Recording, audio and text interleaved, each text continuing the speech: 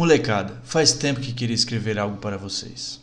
Uma palavra, uma mensagem, uma carta, sei lá, mas eu precisava dizer isso de alguma forma.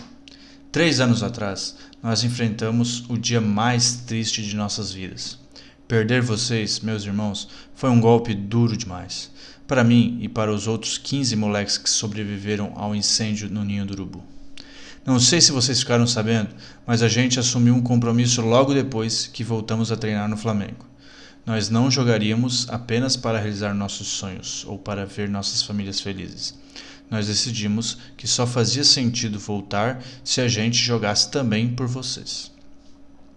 Se eu ainda continuo correndo atrás da oportunidade de me tornar um jogador de futebol, parte de todo o suor que tenho derramado é por vocês.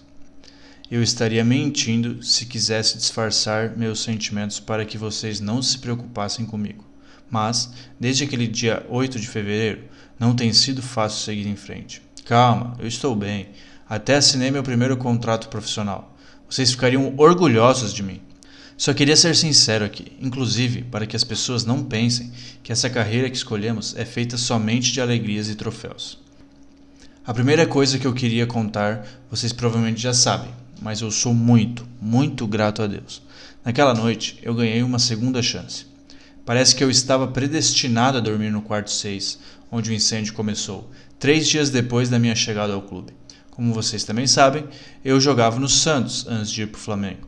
Quando minha mãe me deixou no Rio de Janeiro, ela chorou bastante.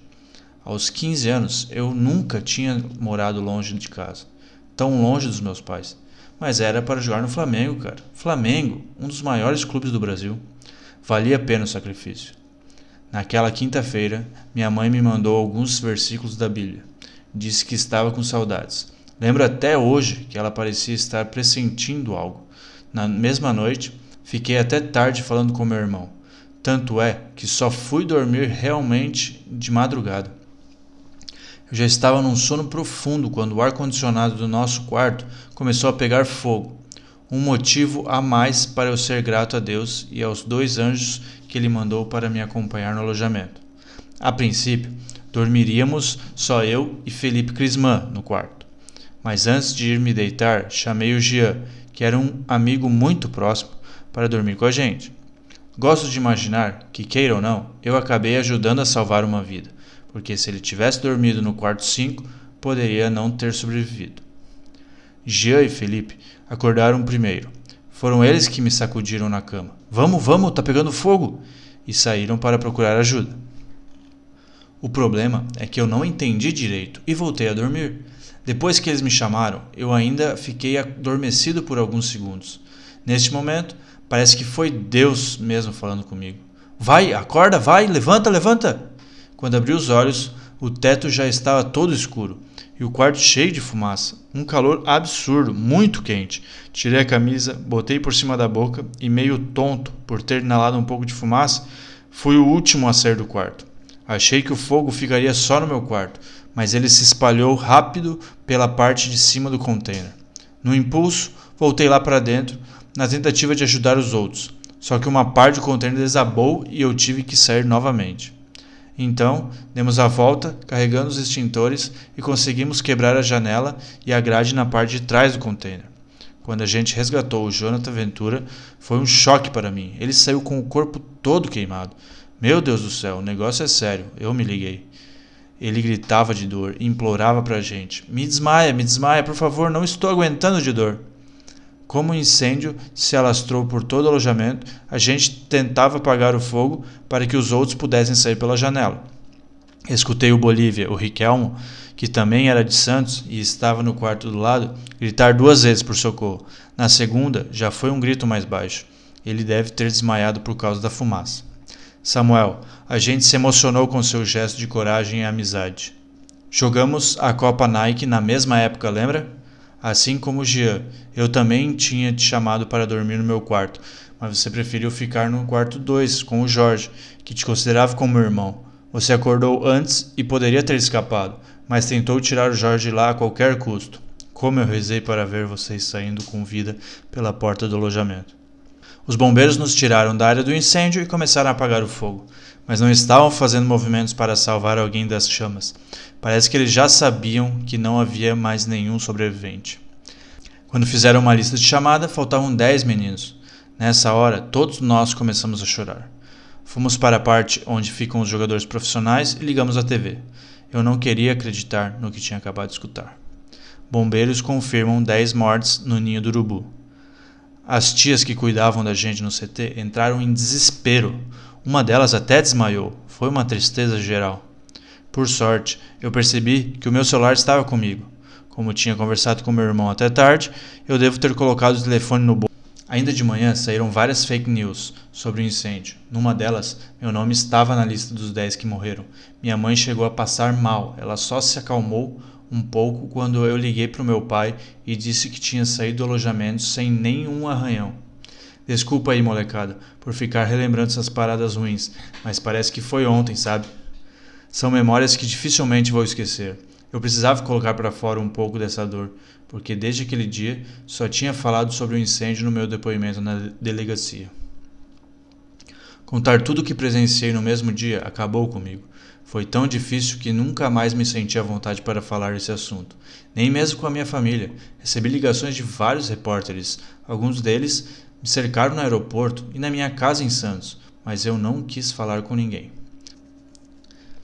Relembrar a tragédia me machucava, e ainda me machuca, mas para vocês eu tenho que dizer isso. Até para que saibam que eu tentei fazer tudo o que estava ao meu alcance para tirar cada um de vocês de lá. Depois de mais de um mês parados, voltamos aos treinos na base e fizemos um pacto. Vamos nos superar por eles, nossos 10. Foi assim que a gente passou a chamar vocês. Apesar da saudade que apertava em nosso peito todos os dias, eu evolui bastante como jogador no restante daquela temporada. Mesmo na reserva, fui vice-artilheiro do time sub-17. Sempre que entrava, eu fazia gol. Sentia que, com o tempo, eu estava conquistando meu espaço na equipe. E aí vem outro baque. No começo de 2020, menos de um ano depois do incêndio, recebo a notícia de que seria dispensado do Flamengo. Caraca, eu não conseguia acreditar. Na verdade, ninguém acreditou. Mas, como já havia sofrido muitas quedas correndo atrás do meu sonho, eu não podia deixar aquilo me desanimar. E não podia me entregar. E aqui, meus amigos, vocês foram mais uma vez a minha inspiração. A tragédia mostrou que se Deus me deu a chance de escapar do alojamento é porque tem um propósito para mim. Tenho de ser persistente. Eu estava com a consciência tranquila, sabia que tinha feito o meu melhor no Flamengo. Outras oportunidades iriam aparecer e eu precisava estar preparado para aproveitá-las. E elas apareceram mais rápido do que eu esperava. Bahia, Vasco, Santos me chamando de volta, só que minha mãe não queria que eu fosse para a Bahia, por ser muito longe de casa. Também não queria que eu continuasse no Rio, depois de tudo que aconteceu. Então surge contato do Red Bull Bragantino, um time de São Paulo, que tinha subido para a primeira divisão do Campeonato Brasileiro, bem estruturado, novos ares. Era o recomeço que eu sonhava. Depois de 4 dias de clube, ainda recuperando a minha forma física, eles disseram que iriam assinar um contrato profissional comigo. Rapaziada, nessa hora passa um filme na cabeça, viu? Primeiro, lembrei da minha mãe. Quando eu passei no teste para jogar no Santos, com 9 anos, ela tinha acabado de abrir um salão de beleza em São Paulo. O sonho dela era ser cabeleireira, mas ela largou tudo para ir morar comigo em Santos. Não é exagero, sem ela eu não teria chegado até aqui. Depois, lembrei de toda a minha família, que sempre acreditou em mim, dos meus avós, que me apoiaram em todas as etapas, o meu pai, que jogava na várzea e me levava para assistir os jogos dele. Por fim, lembrei de vocês, meus irmãos. Como vocês ficariam felizes quando recebessem minha mensagem no nosso grupo do WhatsApp contando a novidade. Molecada, eu consegui. Para vocês terem uma ideia, nenhum outro garoto de 16 anos tinha contrato profissional com o clube, só eu. O Red Bull Bragantino me acolheu, me tratou com respeito e confiou no meu potencial em menos de uma semana de treinos. Com certeza, eu fiz a melhor escolha possível. Desde o dia em que assinei o contrato, eu só pensei em jogar pelo time profissional. Já estava treinando com o Sub-23, confiante de que em breve chegaria ao profissional, mas fui obrigado a ser persistente de novo. Veio a pandemia de Covid-19, um momento muito complicado para a humanidade, que nos afetou demais na base. Foi um ano chato, longe da bola, dos jogos e do que eu mais gosto de fazer. Não vi a hora de 2021 chegar. Nessa temporada, sim, a coisa engrenou. Evolui ainda mais, em todos os aspectos. Eu era o destaque da equipe. Parece até mentira, mas ainda não seria dessa vez que eu ganharia a tão sonhada chance no profissional. Lesão de ligamento cruzado. Num lance bobo, de treino, dei um chapéu no zagueiro e saltei para cabecear. Quando caí, senti um estalo no joelho direito. Ali eu já sabia que tinha rompido. Primeira lesão, primeira cirurgia, 6 meses de recuperação. Como eu disse, não fiquem preocupados. Já me sinto bem melhor. Estou até dobrando o joelho de novo. Tenho fé que logo voltarei aos gramados, com mais disposição do que nunca para alcançar meu objetivo. Eu vou chegar lá. No dia que eu fizer minha estreia, vai passar o mesmo filme da assinatura do contrato. Exatamente o mesmo. E a lembrança de vocês será inevitável. Sou um sobrevivente, mas daqui para frente quero escrever minha história no futebol, só com boas recordações e muitos gols para comemorar, bem do jeito que a gente sonhava lá no alojamento. Todos nós estávamos em busca do mesmo sonho. Por isso, coloquei na minha cabeça que eu vou vencer por mim, pela minha família e pelos meus amigos que se foram. Nunca vou esquecer vocês, eu prometo.